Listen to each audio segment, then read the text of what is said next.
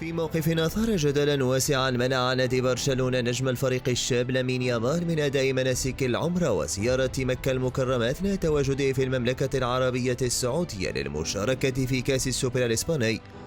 ورغم رغبة يامال الشديدة في زيارة المدينة المقدسة، إلا أن إدارة النادي قررت حرمانه من هذا الشرف لأسباب تتعلق بالتركيز على المباريات وضمان سلامته، لا سيما أنه قاصر ولم يكن برفقة أحد والديه. وفجرت صحيفة سبورت الكتالونية مفاجأة كبيرة عندما كشفت بأن نادي برشلونة حرم لامين يامال من تحقيق رغبته في زيارة البقاع المقدسة لتأدية مناسك العمرة بمدينة مكة المكرمة بالسعودية برفقة زميله إنسو فاتي. سبورت أوضحت أن البارسا يمتلك لاعبين اثنين يعتنقان الدين الإسلامي وهما يامال وفاتي،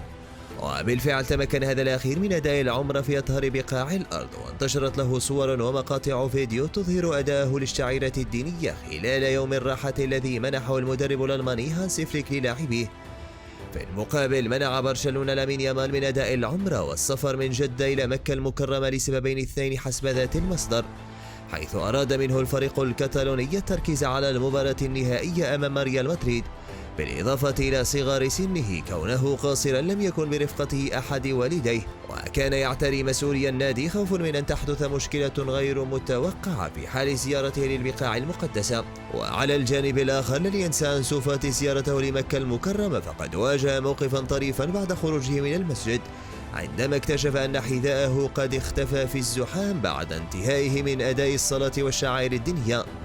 واضطر أحد مرافقي أنسو فاتي إلى إعطائه زوجا احتياطيا من الأحذية من علامة تجارية منافسة للعلامة التي ترعاه. وعلى الرغم من التحدي الذي واجهه تمكن فاتي من العودة إلى جدة دون مشاكل.